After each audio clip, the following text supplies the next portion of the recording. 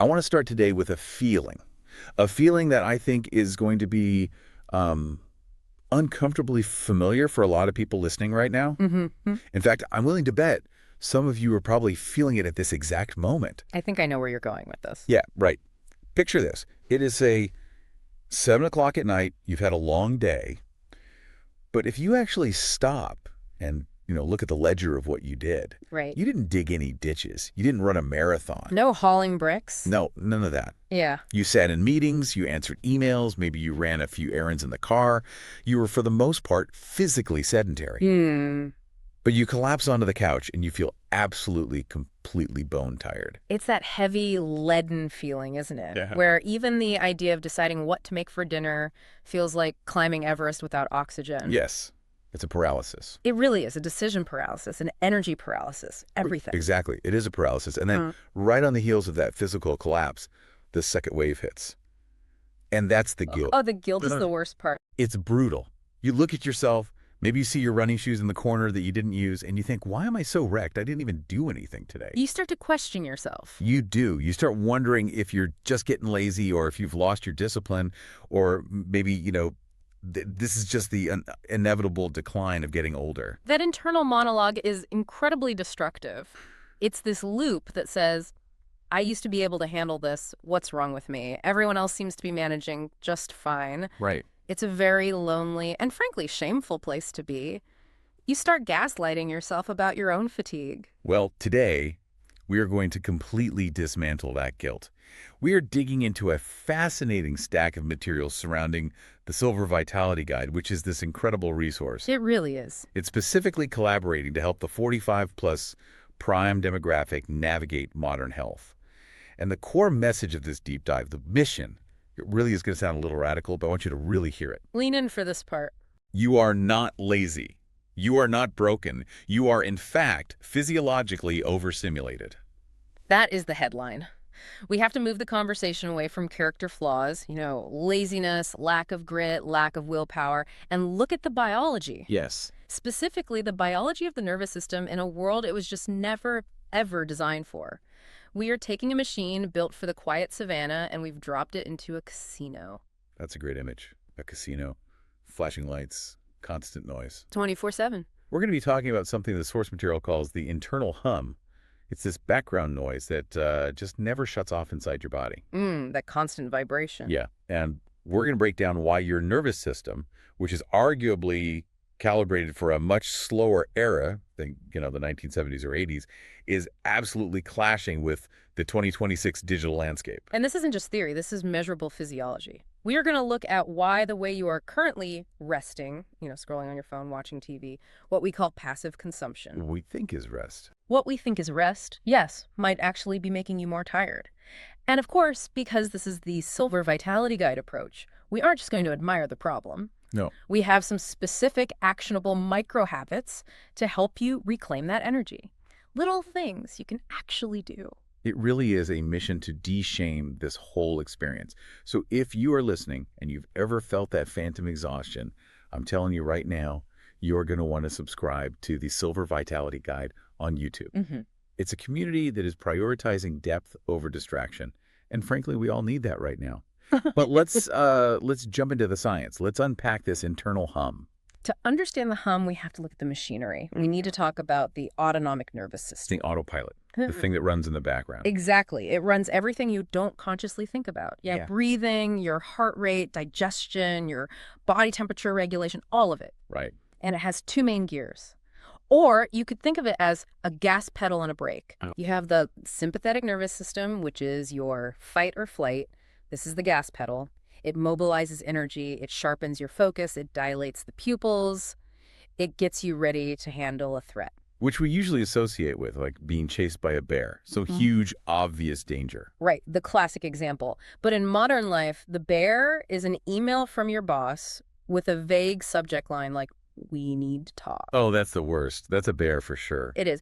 The bear is a deadline, a traffic jam, or even just a passive-aggressive text message. And then on the other side, you have the parasympathetic nervous system. This is the break. This is rest and digest, the brake pedal.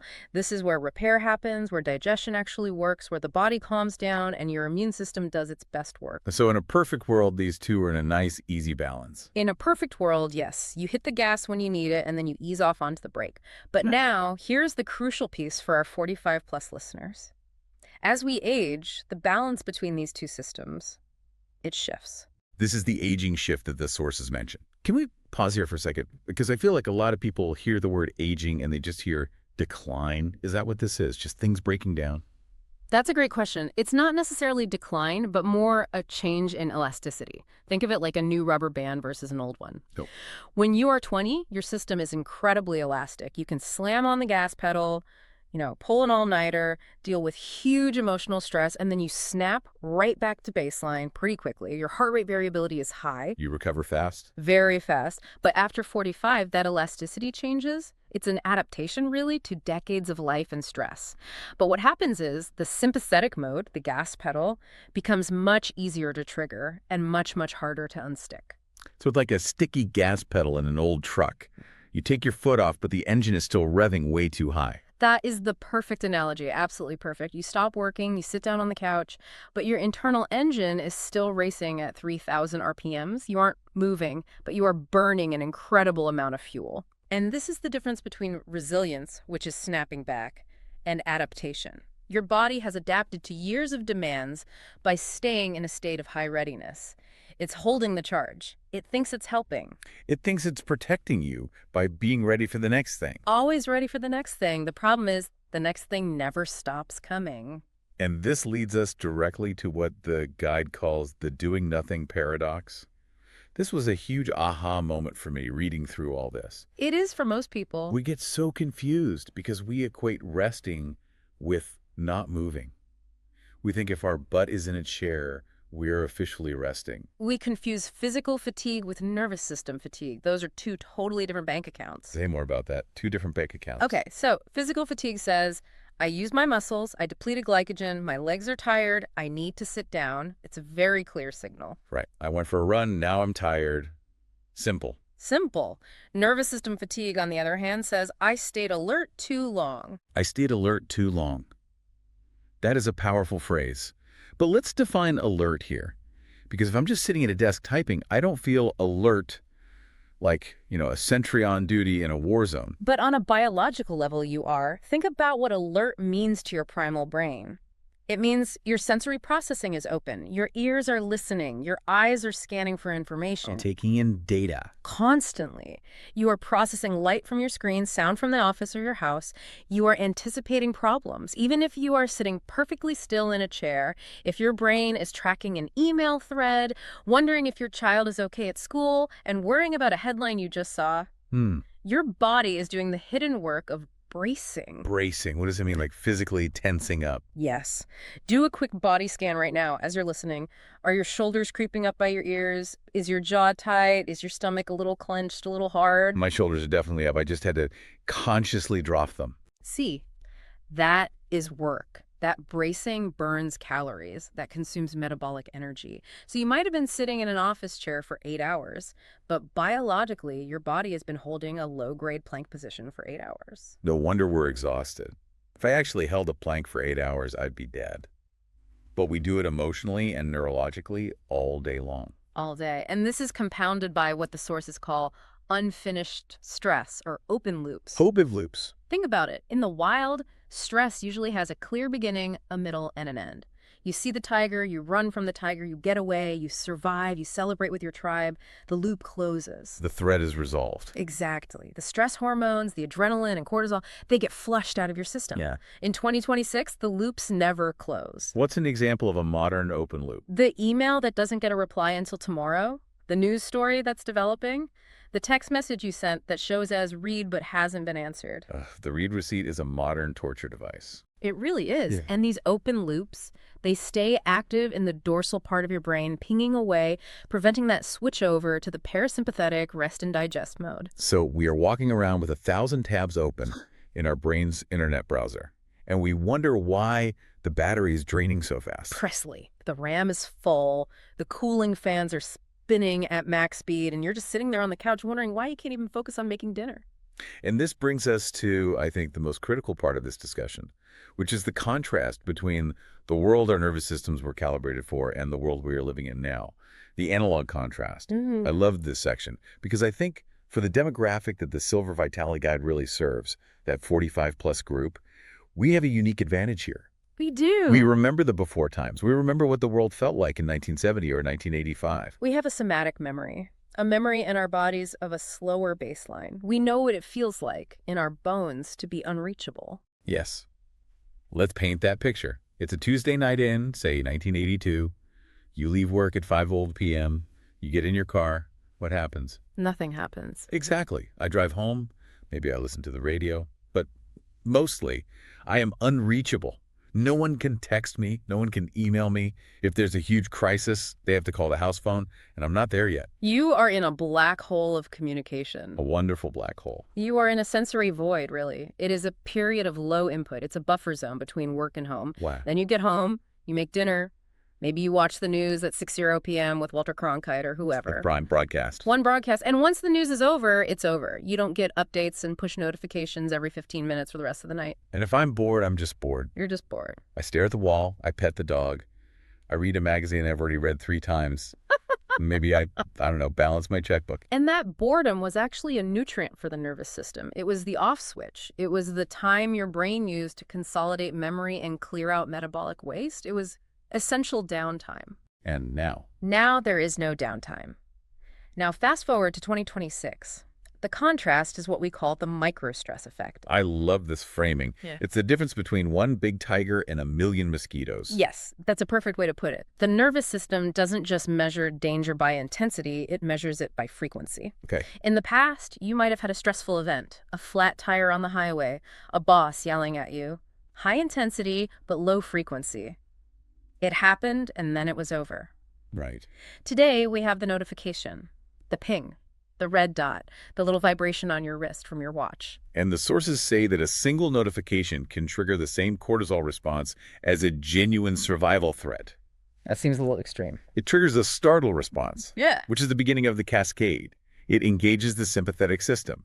Now, one text message isn't a tiger, obviously. Of course. But what happens when you get 200 of them a day, plus emails, plus breaking news alerts? Your nervous system is being asked to turn on, turn off, turn on, turn off hundreds and hundreds of times a day. It's like a flickering light bulb. Eventually, the filament just burns out and the bulb blows. That's it. You are swimming in speed, noise, and uncertainty. And the cost of this is what we call the alertness tax. The alertness tax. Being constantly connected, constantly reachable, requires a metabolic baseline of energy. You are never truly off because a part of your brain, the amygdala, the threat detection center, is always monitoring for the next input. It's always waiting for the other shoe to drop. It's like leaving an app running in the background of your phone that uses GPS. Even if the screen is off, the battery is dying because it's constantly searching for a signal. Exactly. And for the 45-plus demographic, this is a profound evolutionary mismatch. We grew up with a quiet baseline. Our systems expect periods of silence. They expect darkness at night. They expect disconnection as the default. And the modern world offers none of that. None of that by default. You have to actively fight for it. So we are constantly redlining just to stay stationary. We are holding the idle speed way, way too high. And this is why the Silver Vitality Guide emphasizes over and over that this is not a character flaw. You are taking a biological machine built for a quiet dirt road, and you are driving it on a superhighway at 100 miles an hour, 2047. Of course, the engine is hot. Of course, the radiator is hissing. It's predictable. And this is the real kicker. We try to rest in ways that actually maintain that speed. This is the section on why rest isn't working. And I think this is going to catch a lot of people off guard because we all think we are resting. We do. We think, I'm going to veg out on the couch and scroll through social media for an hour, or I'm going to binge watch this really intense, high-stakes drama. Why isn't that resting? Because you are engaging in what we call stimulation switching. You are confusing physical stillness with neurological rest. Okay, break that down. You might be physically collapsed on the sofa. Your muscles are relaxed. But if you were scrolling on your phone, your eyes are tracking rapid movement. Your brain is processing text, images, videos. You're making hundreds of micro judgments like, don't read that, scroll past, that makes me angry, that makes me jealous. It's active emotional work, even if you don't realize it. It is active information processing. The brain is still tracking voices from a TV show, storylines, light, color. It is not entering the parasympathetic state. It is just switching the type of stimulation from, say, work stress to entertainment stress. So the sympathetic nervous system is still engaged. It's still on. It's still on because you are taking in data. Rest, true rest, is the absence of data input. And let's talk about the screen itself, the light. We hear a lot about blue light, but usually just in the context of, oh, it hurts my eyes, or get some of those blue blocker glasses. Right? But the Silver Vitality Guide sources go much deeper into the aging brain's specific relationship with light. This is fascinating and honestly a bit scary. The aging eye and brain become more sensitive to light cues as we get older, especially when it comes to disrupting our circadian rhythm. Our internal clock. Your internal clock. And blue light, the specific wavelength of light emitted by our phones and tablets and TVs, essentially screams, it is high noon, to your pineal gland in your brain. So I'm lying in bed at 10:00 p.m., scrolling through my phone, and my brain thinks the sun is high in the sky. Correct. It thinks it's midday. So it suppresses melatonin, the hormone you need to fall asleep and stay asleep, but it also does something else, something more insidious. What's that? It creates a cortisol spike. Have you ever felt that second wind around 9:00 or 10:00 p.m.? You were tired at 7:00, just dragging your feet, but suddenly at 9:30, you're wide awake. You're wired. Yes, all the time. Mm. I start cleaning the kitchen or deciding I need to finally answer those emails from the afternoon. I thought that was me getting my energy back. I thought that was a good thing. It feels like a good thing, but it's not real energy. It is a stress response. Your body is so overstimulated that it thinks, oh, we must be in an emergency because we aren't winding down. The sun is apparently still up, according to this glowing rectangle. We must need to fight something or flee something. Wow. So it dumps cortisol, a stress hormone, into your bloodstream to keep you awake and alert. You are, quite literally, tired but wired. Tired but wired. That is the anthem of 2026, isn't it? It absolutely is. And then you try to go to sleep, but you can't because your chemistry is flooded with stress hormones. And while you are lying there, you engage in what the research calls passive rumination. Passive rumination. The Journal of Neurophysiology has shown that relaxing while worrying, thinking about tomorrow's to-do list or replaying that awkward thing you said in the meeting activates the exact same stress pathways in the brain as actually doing the stressful thing. Get out. So worrying about the work takes the same physiological pull as doing the work. Physically, yes. Your body doesn't know the difference between a real tiger and an imagined tiger. If you are lying in bed imagining a confrontation with your boss, your heart rate goes up, your blood pressure goes up, your digestion shuts down. You are doing a full body workout without moving a single muscle. This is heavy. Yeah. But it's also incredibly illuminating. It explains so much about why we feel the way we feel. It validates that exhaustion. It does. I want to take a quick second here to just pause and speak directly to you, the listener. Mm-hmm. If you are nodding your head right now, if you are feeling seen in this conversation, this is exactly what the Silver Vitality Guide is all about. It's about understanding the why so we can finally fix the how. This isn't just about information. It's about transformation. So if you want to make this new standard of vitality your baseline, please go over to YouTube and subscribe to the Silver Vitality Guide. Join the community there. It's the one notification that is actually going to help you, not hurt you. Absolutely, because once you understand the mechanism, you can stop fighting yourself. You can stop calling yourself lazy and start working with your biology. Okay, so let's get into the diagnostics then. How do I know if I'm just getting older or if I'm actually in this state of nervous system overload? Because a lot of the symptoms, they look pretty similar to just general aging. They do, and that's why it's so often misdiagnosed or just dismissed as normal. But there are distinct signals if you know what to look for. Let's start with the emotional signals. The big one is irritability. The short fuse. But specifically, it's disproportionate irritability. It's not just being grumpy. It's when you drop a spoon on the floor and you feel a surge of rage that makes you want to scream. Right. Or your spouse asks you a simple question like, where are the car keys? And you snap at them like they just insulted your ancestors. The reaction is way out of proportion to the trigger. And then you feel terrible immediately after. You think, who is this person? That wasn't me. Right. That reaction is not about the spoon or the keys. It's because your emotional reserves are worn down to absolutely nothing. You are operating on fumes. Your nervous system is so primed for a threat that it interprets a falling spoon as a bomb going off. Mood swings are part of this too, of course. Okay, that makes sense. What about the cognitive signals? I hear a lot of people, especially in our age group, complain about brain fog. Brain fog is classic. Yeah. It's that trouble focusing or the feeling that routine tasks, things you've done 1,000 times, like filling out a form, suddenly feel overwhelmingly complex and you have to read it 5 times. Hmm. There's another one I really want to highlight because it's so misunderstood, and that's motivation paralysis. Is that where you know exactly what you need to do? Like, I need to go wash the dishes? Yeah. And you can't make your body do it. You just sit there staring at them. Yes, that's Yeah. it perfectly. And this is where the laziness myth does so much damage. We think, I just need to push through this. I just need more discipline. I need to be tougher on myself. Right. The just do it mentality. But motivation paralysis is actually a protective response. It is your body pulling the emergency brake. Yeah. It's your nervous system saying, we do not have the resources for this output right now. We are in a deficit. So it pulls back motivation to prevent a total system collapse. So my lack of motivation isn't a character defect. It's a biological safety feature. It is your body prioritizing survival over productivity. It is begging for regulation, not for force. It's like a modern car that goes into limp mode when it detects an engine problem.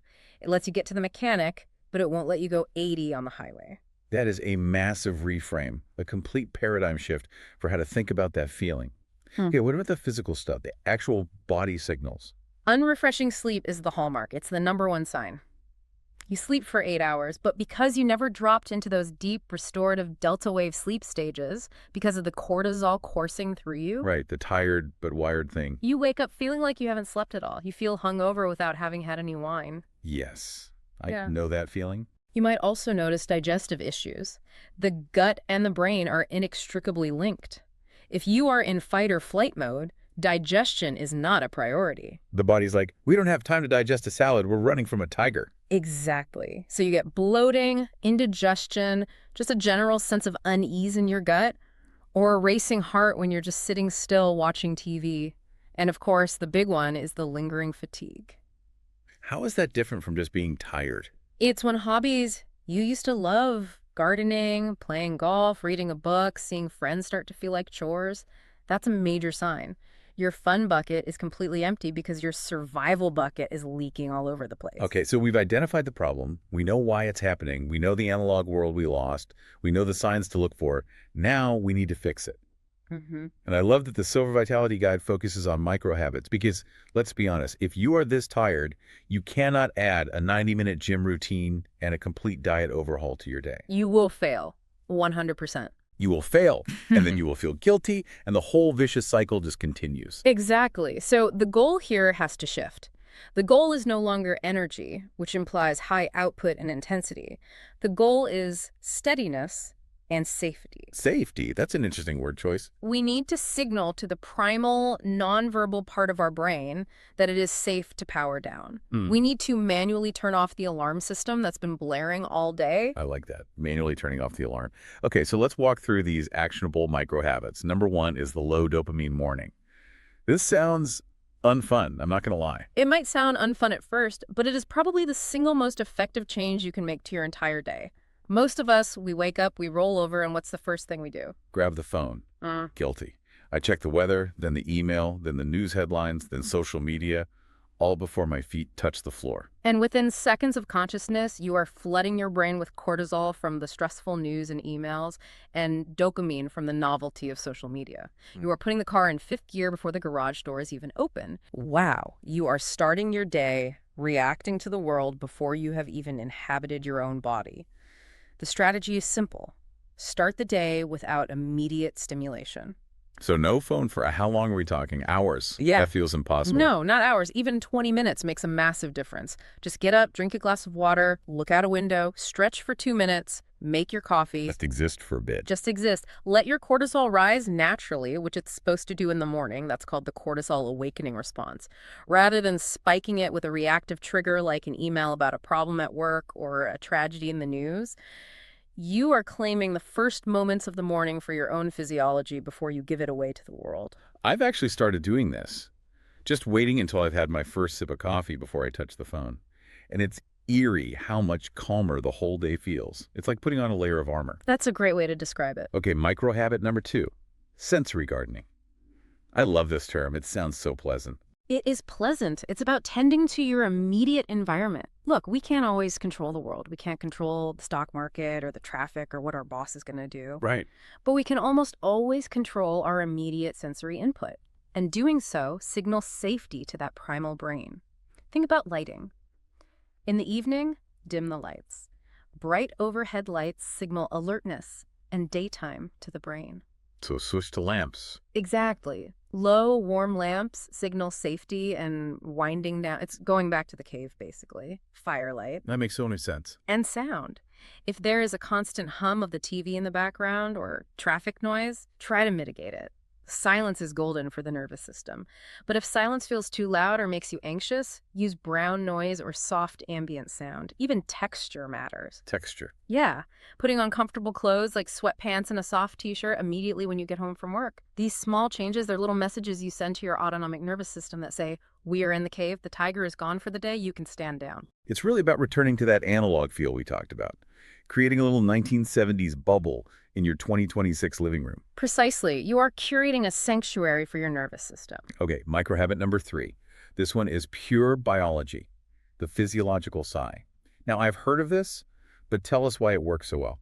This is a tool you can use anywhere, anytime. In a stressful meeting, stuck in traffic, lying in bed, unable to sleep, it is the fastest known way to manually switch your state from sympathetic to parasympathetic. The fastest way. Yes. It's based on the way we naturally breathe when we are sobbing to calm down or right as we fall into deep sleep. The body does it automatically to offload stress. So we're just doing it on purpose. Walk us through it. Is this the 4-7-8 method I've heard about? The 4-7-8 is a great variation of it, yes. It's very simple. You inhale through your nose for a count of 4. Okay. You hold that breath gently for a count of 7. And then you exhale slowly through your mouth, like you're breathing out through a thin straw for a count of 8. So the exhale is twice as long as the inhale. Why does that long exhale matter so much? Why is the 8 so important? This is the hack. This is the whole mechanism. When you inhale, your diaphragm moves down and your heart actually has a little more room in your chest cavity, so blood flows a bit slower and your heart rate naturally speeds up to compensate. Okay, didn't know that. But when you exhale, the diaphragm moves up, puts a little pressure on the heart, and the heart rate slows down. By consciously extending the exhale to be twice as long as the inhale, you are physically forcing your heart rate to drop. Whoa. It sends a powerful feedback signal to the brain via the vagus nerve that says, we are breathing slowly and calmly, therefore we must be safe. So you're hacking the system in reverse.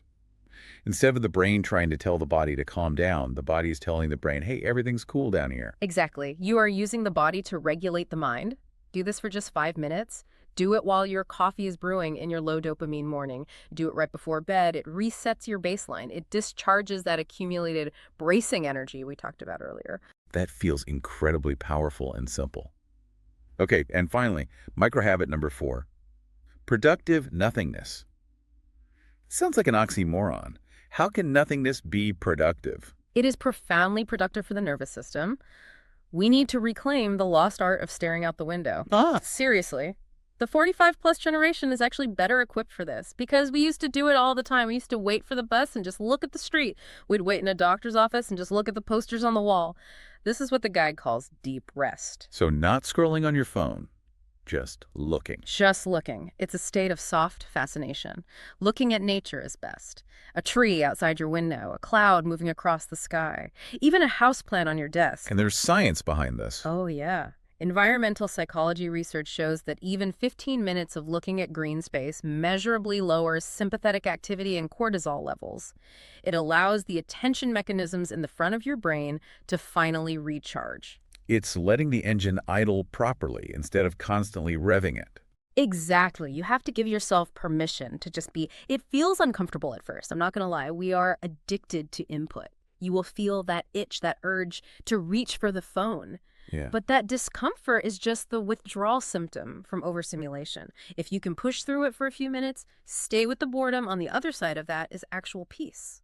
This brings us to the final section of our deep dive today, which is about building a new standard of vitality. Because this isn't just about fixing a bad day here and there. It's about designing a life that works for our biology, for who we are now. It's about sustainability. It has to be. You can't just use these as emergency measures. You have to design boundaries. And I don't mean just saying no to social events when you're tired. I mean designing hard tech Probably boundaries. what? Muting non-essential alerts on your phone is not optional anymore. It's basic hygiene. It's like brushing your teeth. You cannot let your pocket buzz every time a store has a sale or some app you never use wants you to open it. You have to reclaim your attention. That is your most valuable resource. Unplugging an hour before bed seems like a big one, based on what we said about blue light. It's non-negotiable if you want good sleep. And replacing that scrolling with analog habits. Reading a physical book. Why a physical book over, say, a Kindle? There is something about the tactile sensation of a paper book, the lack of blue light, and the linear progression of one word after another. It slows the mind down. It forces a single stream of thought instead of the chaotic multitasking of the internet. Journaling is another powerful one. How so? It's about discharging mental clutter onto paper so your brain doesn't have to keep looping on it all night. Get it out of your head and onto the page. That worry about tomorrow's meeting. Write it down. That thing you have to remember to buy. Write it down. Free up that RAM. But the biggest shift, it seems to me, is the mindset. It's moving from, I need to do more to, I need to feel less. That is the mantra. That is everything. We have been conditioned by our culture to think that the solution to every problem is more. More effort, more information, more optimization, more hustle. Yeah, the hustle culture. But in a state of chronic overstimulation, the solution is subtraction. It is doing less, but feeling more connected to what you are actually doing. It is about depth over width. Energy is a byproduct of peace. I absolutely love that line from the source material. We think energy comes from caffeine or a hype playlist or loud music. Right, from external stimulation. But real sustainable energy, the kind that lets you get through the day with a smile and have something left for your family at the end of it, that comes from a system that isn't fighting for its life every second of the day. And this requires a total reframing of motivation. You have to stop trying to override your tiredness with discipline. If you are exhausted, listen to the signal. Your body is your ally. It's not your enemy. It's not something to be conquered. No, it is trying to tell you what it needs. It needs regulation, not force. You have to start treating yourself like a valuable biological instrument that needs careful tuning, not like a broken machine that needs kicking. It's a profound shift. It really is. And it goes right back to where we started this whole conversation. If you are sitting on that couch, feeling that bone-deep fatigue, please be kind to yourself. You are navigating a world that is incredibly, relentlessly demanding on a biological level. You are not lazy. You are overstimulated. And just recognizing that, just naming it, is the first giant step. Once you see it as a physiological issue, not a moral failing, you can start to treat it with physiological tools. So as we wrap up today's deep dive, I want to leave you with this one thought. We often think of rest as the absence of movement, as being still. But in 2026, real rest is the absence of responsiveness. It is stopping the constant, unending need to react to the world. In a world that never powers down, learning how to manually power yourself down might be the most important form of health there is. Absolutely. Now, obviously, a quick disclaimer. No. We are not doctors. This is for educational purposes. If you have chronic, debilitating fatigue, please see a professional to rule out any underlying medical issues. Excellent. But for the vast majority of us facing this invisible exhaustion, these tools are the way forward. Small steps. Low dopamine mornings, physiological size, a little bit of analog time. And one big step you can take right now, go to YouTube and subscribe to the Sulfur Vitality Guide.